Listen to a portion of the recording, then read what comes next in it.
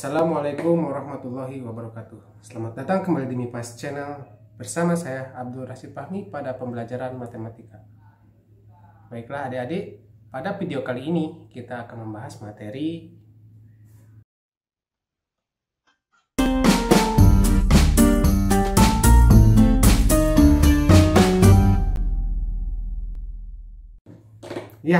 persamaan nilai mutlak linear satu variabel. Oke? Tidak usah menunggu waktu lama lagi, marilah kita saksikan video berikut ini. Baiklah adik-adik semua, pada video kali ini kita akan membahas persamaan nilai mutlak linear satu variabel. Nah, untuk persamaan nilai mutlak ini, kita ada beberapa cara penyelesaiannya, yaitu ada 3 cara. Pertama, definisi nilai mutlak. Yang kedua itu dengan bentuk grafik. Dan yang ketiga itu penggunaan sifat nilai mutlak. Nah, untuk definisi nilai mutlak pada video sebelumnya udah pernah saya jelaskan ya. Nah, tapi untuk mengingat kembali alangkah baiknya kita ingat lagi ya. Nah, untuk nilai mutlak definisinya itu adalah akan bernilai positif X jika X-nya itu lebih besar sama dengan 0 dan akan bernilai negatif X jika X-nya itu kurang dari 0. Oke, begitu ya adik-adik, semuanya bisa dipahami ya. Kalau misalkan bisa dipahami akan Bapak hapus dulu aja dan kita akan ke sifat nilai mutlak. Oke. Baiklah adik-adik, kita bahas dulu sifat-sifat persamaan dari nilai mutlak.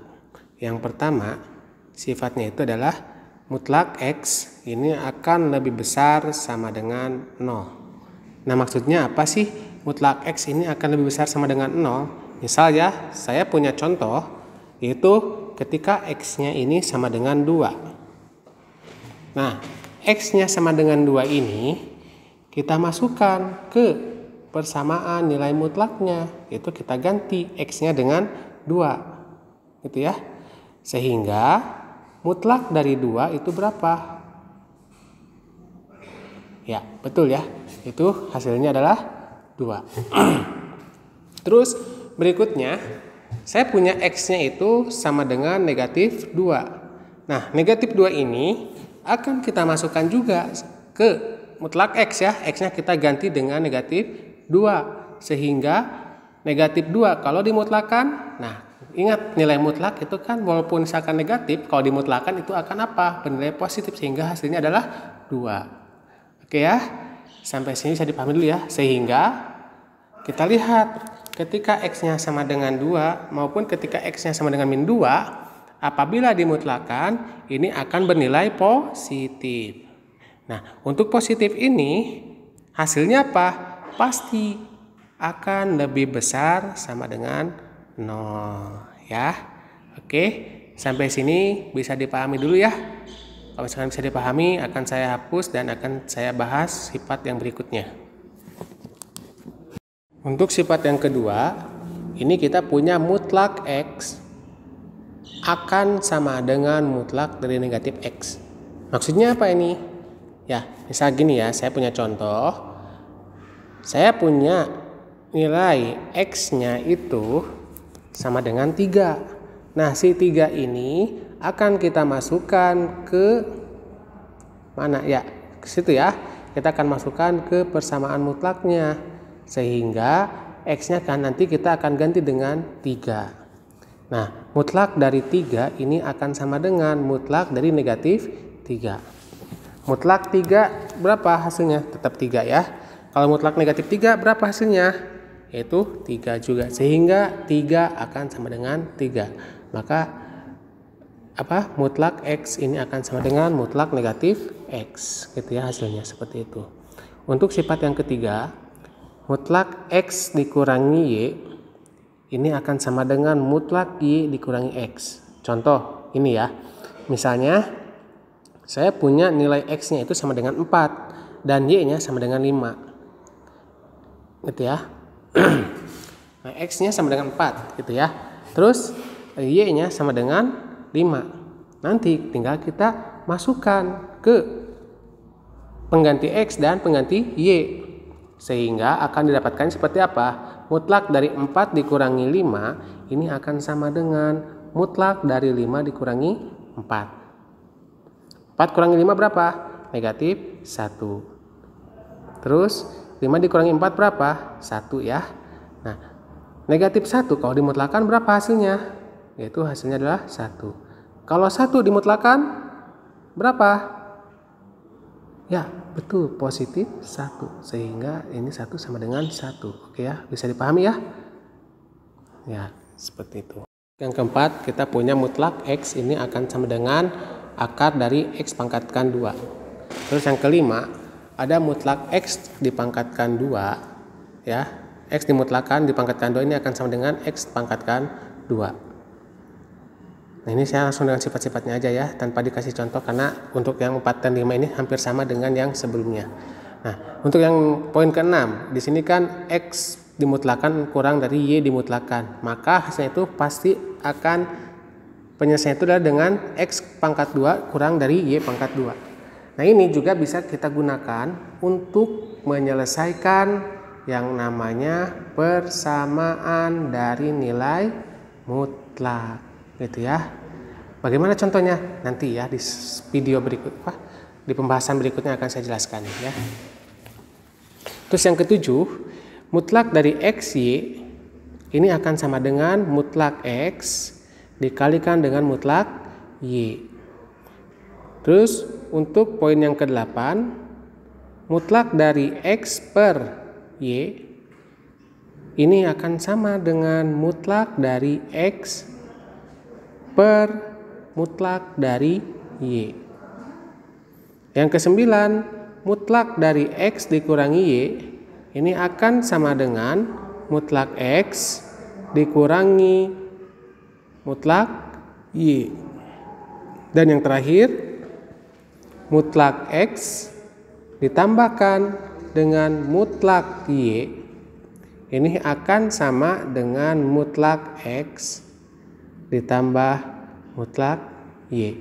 Untuk contohnya hampir sama dengan tadi ya, contoh sifat 1, 2, dan 3, kecuali untuk sifat yang ke-6 ya. Oke, bisa dipahami ya. Baiklah, kita akan coba contoh soal untuk sifat yang ke-6 ya. Saya contoh ya. Saya punya satu soal gini. Mutlak dari 2X dikurangi 5 ya, ini akan sama dengan 4. Maksudnya gimana sih? Kita akan menggunakan cara sifat yang ke-6 ya. Untuk soal yang ini kita akan gunakan dengan cara sifat yang ke-6. Oke ya. Langkah pertama yang akan kita lakukan itu kita akan melihat dulu, mencari dulu mana yang menjadi X, mana yang menjadi Y. Nah, betul ya, mutlak 2X min 5 itu kita sebagai X dan 4 itu sebagai Y. Sehingga untuk penyelesaiannya di sini adalah X pangkat 2 sama dengan Y dipangkatkan dengan 2. Oke, sampai sini bisa dipahami dulu ya. Kita lanjutkan. Maka X-nya itu kan 2X dikurangi 5. Maka 2X dikurangi 5 dipangkatkan 2 ini akan sama dengan 4 dipangkatkan 2. Gitu ya. Terus berikutnya ini kita pindah ruaskan yang 4 pangkat 2 itu. Yang asal dari ruas kanan kita pindah ruas ke kiri. Asalnya positif jadi apa? Negatif, ya kan?